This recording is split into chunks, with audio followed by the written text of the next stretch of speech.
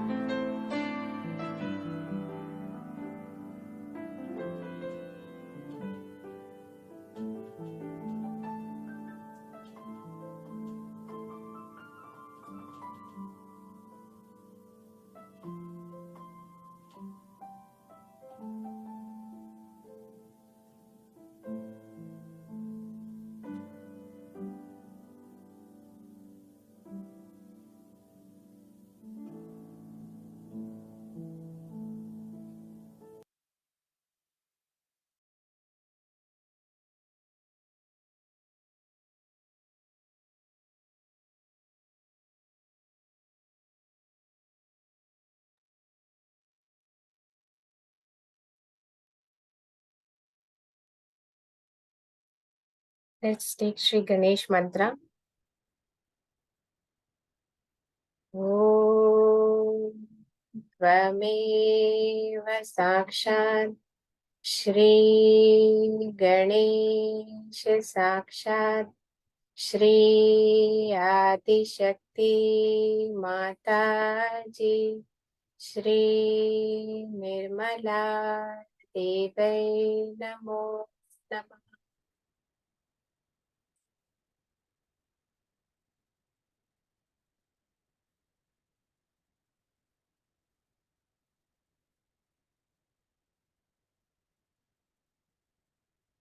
Mataji, please make me innocent and wise like Shri Ganesha.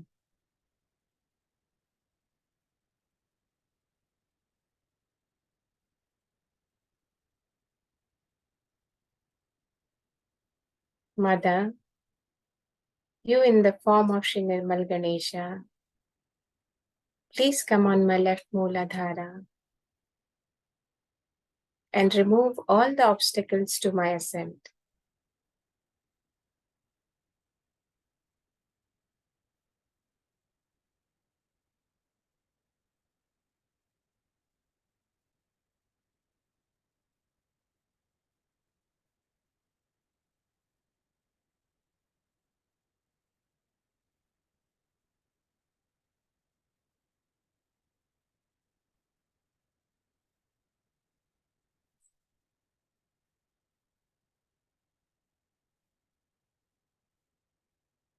Attention on right Mooladhara.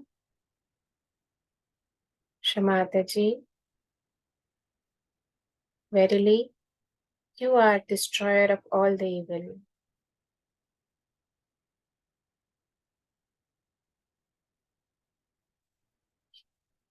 You in the form of Shri Kartikeya, please remove all the 6 enemies of my soul from within me and make me worthy of your attention.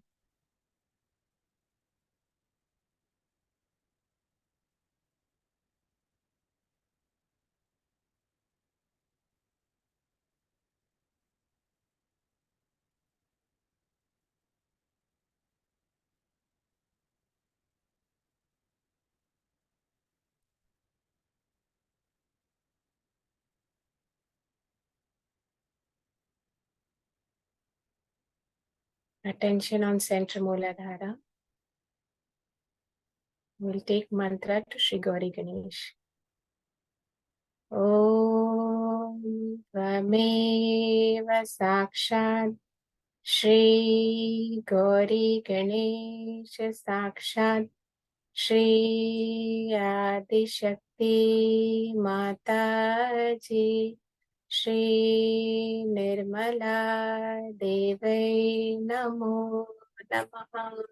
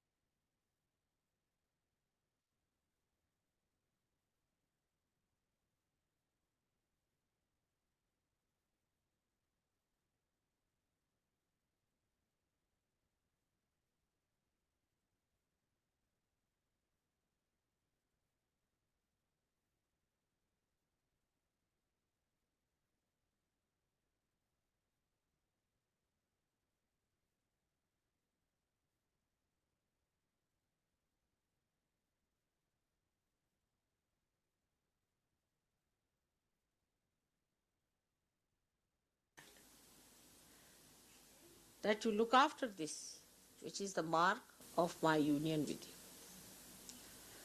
I leave it to you to look after, to Shiva. You look after this. I surrender to you. For this, that's how the Gauri, your Kundalini, surrenders to the Spirit. Now you look after this connection. I forget everything else. I leave it into your hands. Lift me up. You raise me up. I forget all that was me before. Everything I have dropped out. No other desire. But just lift me higher and higher. Make me yourself. The rest of it is not important. All other manifestations of these desires are over. Now I am absolutely surrendered to you, my spirit. Lift me higher and higher, higher and higher, away from all the things that were not the spirit. Make me complete spirit, full spirit. Forget all that was there. That elevation, that ascent becomes a fast, quick trip, a very fast ascent. Just you can do it if you try at this moment and every moment to give up all that was not the spirit. Anything that goes against the spirit must be given up. And that is what is the pure desire. That's what it is, the Kundalini, is the Virgin. Is to be absolutely one with the spirit. All the rest has no meaning,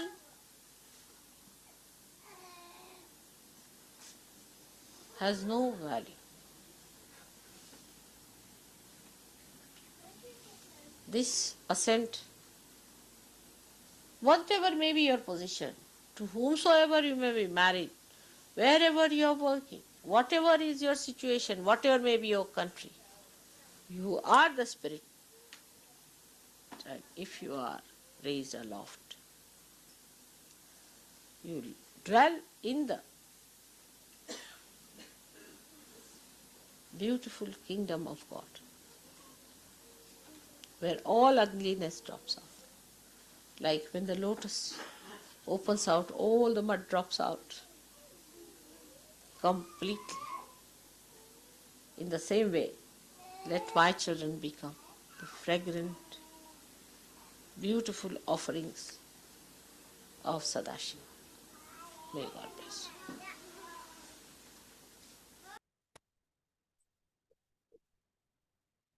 We'll place our right hand on our heart.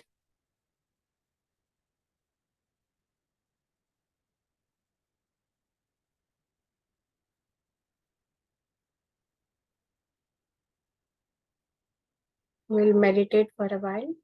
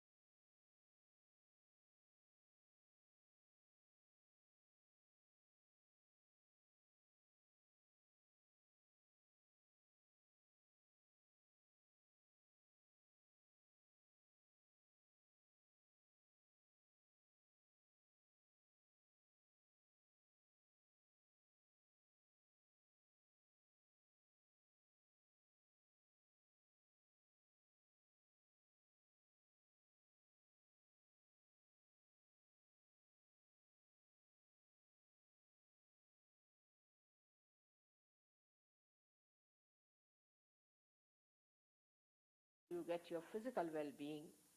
You also get your physical well-being through this. Just raise it a little too. I can't quite hear.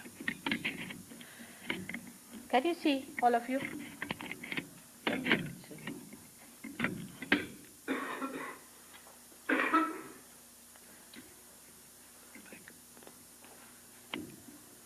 Now, as you see here, the first chakra is very important because you see the connection is established with the left hand side. It's a very, very important center. It's the center of your innocence. The first thing God created on this earth was innocence. And this innocence is embodied in a deity whom we call as Sri Ganesha. This deity was created long, long time back, much before anything started on this earth, the Omega and the Alpha as you can call it, and he incarnated on this earth as Lord Jesus Christ. I was told that I have to be careful because there are many people who just don't believe in Jesus Christ. This is a very big conditioning of people because they are born in families who don't want to believe in Christ. Whether you like it or not, he exists, not only he exists, but he is the only one who can really give us the path from here. So the first one is the center of our innocence. And this center of innocence was kept there at a position where it manifests in the growth our pelvic plexus, which looks after the excretion of the body. As there are four, we can say the petals of this subtle center, in the same way there are four subplexuses for the pelvic plexus. I don't know how many I have done medicine here, but the pelvic plexus has got four excretory subplexuses. One of them is responsible for sex. Now, the idea of sex that has come to us is from people like Mr. say Freud. Now look at his life. What sort of a life he led? He had bad relations with his own mother. He's a perverted fellow. Secondly, See, look at his sense. In his own life, he should see the light of a person. Then, secondly, that he had cancer for years together and he died with cancer. So physically he was nonsensical, mentally he was a pervert.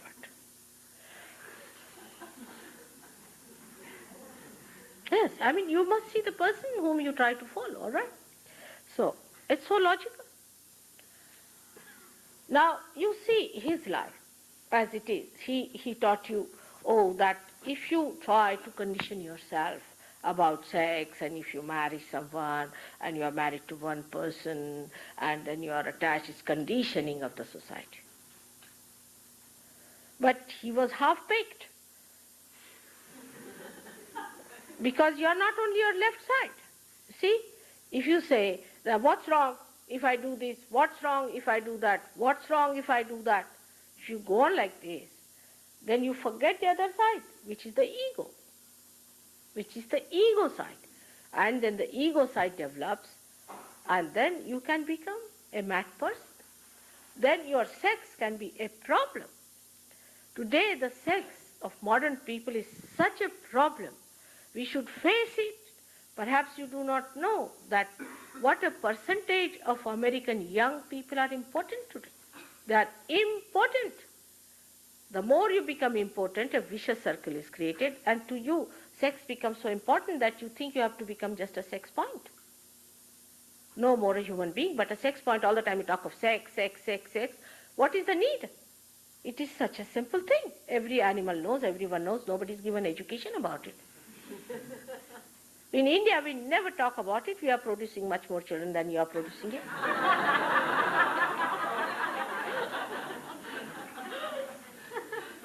There's also another reason why we produce more children is the load has to be on us because children don't want to be born here. The conditions are so bad. In England, 2 children are killed. 2 children, can you believe it? Is announced. 2 children are killed every week by parents. I mean, I can't think of one parent in India who will do that. One.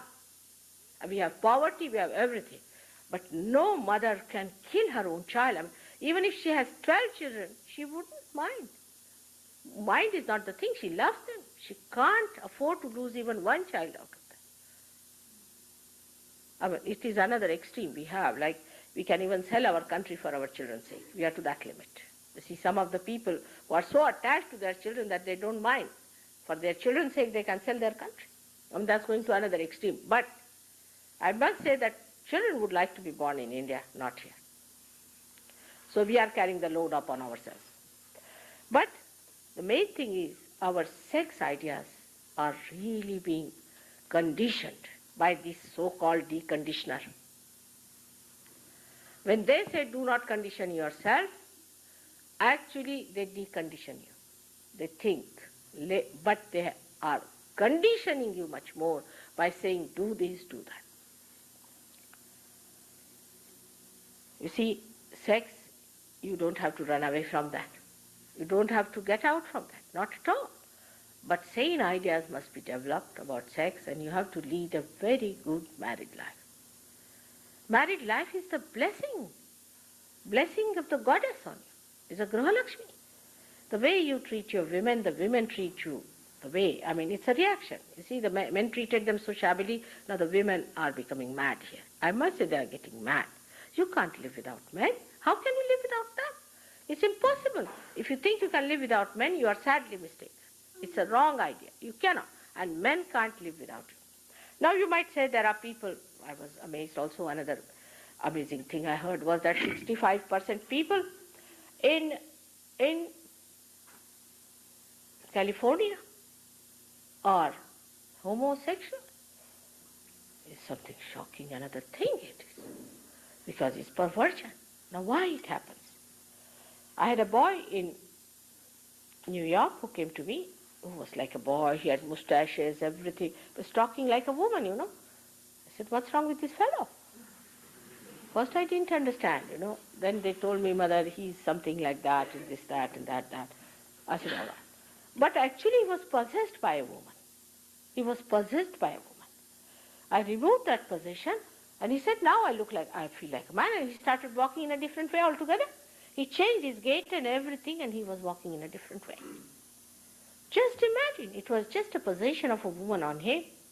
So he was behaving like a woman, and he was seeking a company of a man instead of a woman, which he should seek.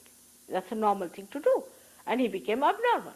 Now, when they became abnormal, nobody is there to protect it. Nobody is going to tell them that this is abnormal. This is nothing that you should say, this is sin, this is illegal. Nobody is going to listen to that. If you tell human beings this is wrong, they will sit on your head. They will never do it. Never tell them this is wrong. Tell them this is right. Go ahead with it. When they suffer, they will come back. This is the way our modern society is working towards you. All right, you want homosexuality? Permit it. You want killing? Permit it. Whatever you want, you do it. Well, they have a feeling behind them that once you allow them to do what they like, either they'll be finished completely once for all, headache is gone, or once they realize they'll come back to normalcy. I think this must be the basics for everybody, not going into it and finding out that 65% people are suffering from such an absurd thing, which is not at all joy-giving. It's never joy-giving. It's just ego pampering. Because some women told me, Mother, these men are so dominating and they are so horrid, and that's why we should not have anything to do with them. All right? And they try to push us here and there, and they try to harass us, so we have nothing to do with them. We'll have ladies together. I said, that's not the way. You should know how to handle them. They are very sweet. Oh, they are extremely sweet. You see, you should know how to handle them. They are like children, absolutely like children. But you have to be a real mother to understand them. They are so sweet, you can't imagine. They are extremely sweet and good people. Same about men, I would say, that the way they see the women are sort of dominating them and all that. There are ways of handling the women of that kind also. You can manage that. You see, you have forgotten the sweet methods of romance. You see, now the romance depends on the wig you wear.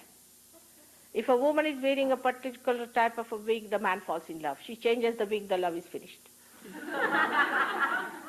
These kind of artificial ideas, if you have about your relationship with each other, if it is the hair you like, if it is the eyes you like and all that, it will not last. But the feeling that we belong to each other, just we belong to each other and we have to love each other. Then you don't see these defects in each other, you don't find these problems, not at all. I mean, you need not be with your husband all the time, but you enjoy the separation. And then you enjoy also the meeting. It's not that if you are away from him, then you are bored stiff, not at all. It's a very sweet thing that happens to you and can happen to all of you when you are realized. Once you are realized, you come to such a normal position that the whole thing normalizes, you see, because that's an absolute point. That's the thing that takes away all your imbalances, all your problems, and you really know what is love, what is enjoyment. This Gregor is the one who came here, did all kinds of nonsensical things here, you know. The day he was telling to me the other day that, Mother, you are the master of putting all the pieces together in a very nice integrated manner. And it's true that it is the spirit in you, God does stuff. It just brings back everything that's all looking so ugly and so disintegrated into one beautiful form. And all the romances that you have heard of, now he is such a romance for his wife, you know, he's so romantic that nobody can believe that he's a modern man. A modern man is not supposed to be romantic about his wife. He can be romantic about anybody else's wife, but not his own.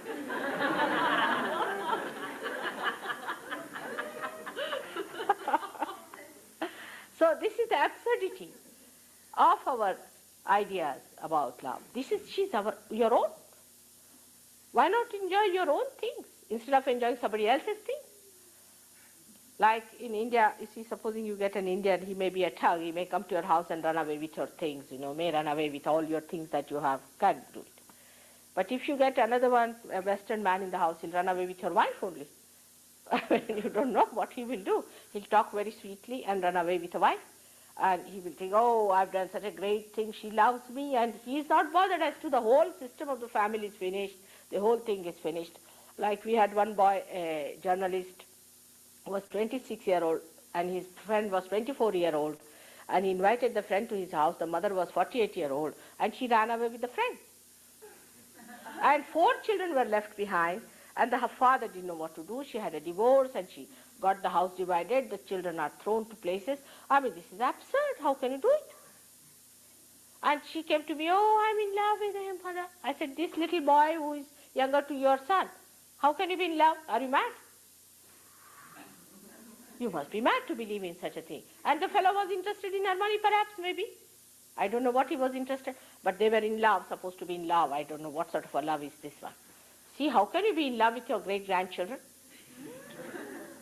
It's absurd. You know, this is so absurd. You see these 80-year-old people trying to copy with you, going in a pub and dancing like you with a shaking hands and everything shaking and collapsing next moment. What is there to compete with these young children? You are grown up, you are matured, you are sensible, you are sane, enjoy them. It's a funny thing, you see, in these modernity we have gone very much away from reality. That's why we are away from joy and enjoyment. All right, so this is it, that sex, it is to be used for its right purpose and to be used at its right point, means at the Mooladhara. Christ said one thing. He said, it is written, thou shalt not commit adultery. I say, thou shalt not have adulterous eyes, because he knew this would happen, and he is placed at that point where he controls the eyes. Nowadays we have started doing sex with our eyes, this flirting business. What do you get out of it? Looking at this girl, looking at that girl, looking at this girl, that girl, what are you getting? Your eyes are ruined, your attention is ruined, you are finished and fagged out. And by the time you have seen 20 girls, you sit down and say, ah. This is the best way to age. And then you go to beauty clinics and try to look younger. See, what is the need to look at these girls like this? They are all your sisters. Have purity in your heart. There is no need to waste your attention so much. There is no need to waste your attention. For an Indian would be looking at the things, and you will be looking at the women or the men. You finish your choice at a point. You finish it and enjoy it. Even in guru shopping, you do the same thing. You have come to me now, I have told you the truth. But tomorrow another guru comes in, let's go and have a look. If you have that kind of a frivolous idea about yourself, Sahaja Yoga is not going to work out in you. You have to settle down with it. You have to work it out. Your spirit is to be completely uncovered and is to be brought into complete consciousness of yours. You should really become the master. Unless and until you are master, you should not give in. And don't go to these people just to look at them, because you spoil your attention. So, doing sex with your thinking leads you to impotency. If you have to eat food with your mouth, you start eating with your nose, the mouth will be finished because it's frozen, and the nose will be finished too, and you won't be eating either.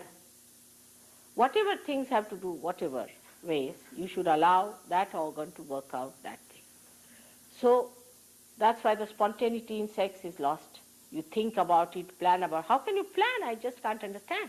You plan about everything that is so spontaneous. And that's why there is such a problem. And people talk here as if sex is something out of the blue. It is just there, it exists, and you don't have to learn about it. It is all there. And to talk about it also is not necessary. It is your own private. It's absolutely private and sacred thing between you and your wife. That's all. Nothing beyond, nothing before. It's a very sacred thing. The more sacred it is, the more you enjoy it. I have known people in India who are 90 years of age and still very potent. One gentleman came to tell me that, mother, my wife has died and I'm still, I don't know. I said, it's all right. He said, how do you manage? I told him, how do you manage? He said, I'm living in her separation, I'm living. That's how they live. And they manage themselves. While here the people at a very young age just become exhausted and finished. So we have to understand that in Sahaja Yoga, you try, it will work out. It works out also. Gradually your attention will be stationed You'll be very much in the center, and you will develop your innocence in such a beautiful manner. You get back your innocence in such. Can you believe it? Completely become so innocent and so simple that you are amazed at yourself. Your innocence is there as far as money is concerned, no doubt. Still you are intact on that point. On that point, Indians are not. You are innocent as far as material things are concerned. For example, you don't mind giving all the money to these horrible gurus as long as you get your realization. But there, I think innocence is not stupidity. How can you give money for your realization? I mean, it's a simple thing, you must understand. You cannot pay money for your realization. One thing you must understand. Anybody who says, now I've got vibration, some people go to someone and feel heated up. Then they go on feeling heated up more and more and more. This heat is coming from that man and is going to increase your heat all the time. And it is going to increase and increase and increase, and your chakras are going to be ruined completely by this fellow. It has to be reduced, it has to come to the cooling point, and you must feel the cooling point. If you cannot feel the cooling point, then you must know that this man is absolutely wrong. Heat is not the sign of cleansing. When you are feeling heat here now, for example, it is because the cleansing is taking place. Once the cleansing is over, the cool breeze must blow in and you must feel the cool breeze. Now, some people might feel absolutely cold, just like frozen. That's also not a good sign. That means you are left-sided. Some of you may feel that kind of a thing. It's not the feeling the cold is the point, it's the feeling the cool breeze. It's a breeze-like feeling that you get from my photograph also will get. That's the way you have to judge yourself. You judge yourself, establish yourself, keep your chakras clean, and you'll be amazed how you become a master of the whole art. You will be able to give realization, each one of you, to thousands of people.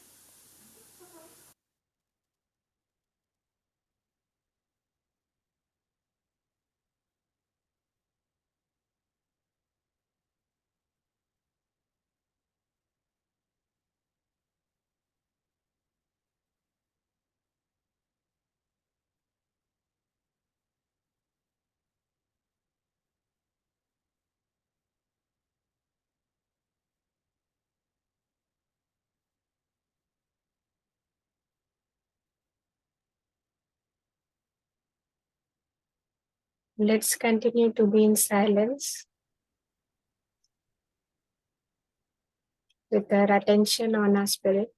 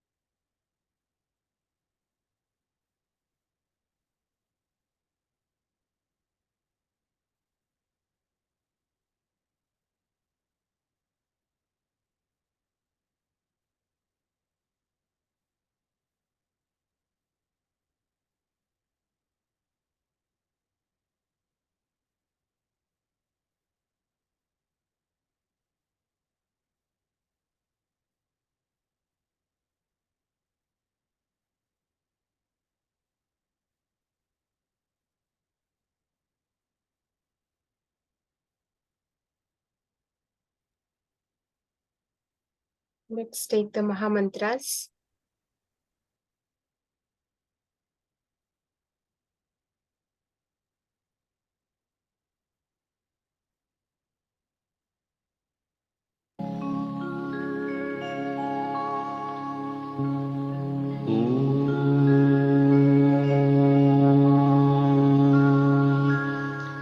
त्वमेव साक्षात् श्रीमहालक्ष्मी महासरस्वती महाकाली त्रिगुणात्मिका कुण्डलिनी साक्षात् श्री आदिशक्ति माताजी श्री निर्मला देव्यै नमो नमः। ॐ त्वमेव साक्षात् श्रीकल्की साक्षात् श्री आदिशक्ति माताजी श्री निर्मला देव्यै नमो नमः। ॐ त्वमेव साक्षात् श्रीकल्की साक्षात् श्रीसहस्रार स्वामिनी मोक्षप्रदायिनी माताजी श्री निर्मला देव्यै नमो नमः।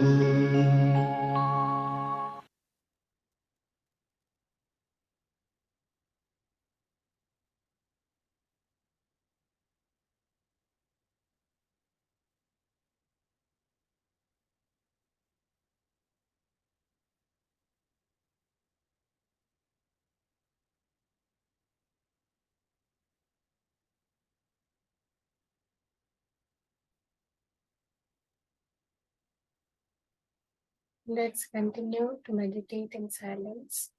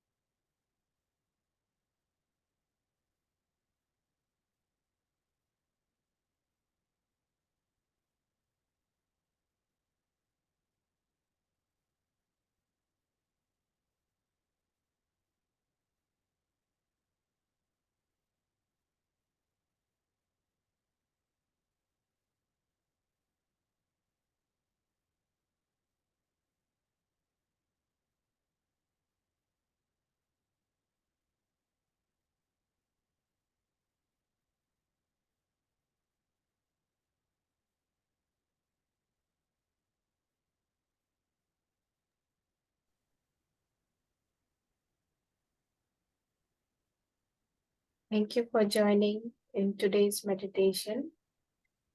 Let's all collectively raise our Kundalini and take Bandhan.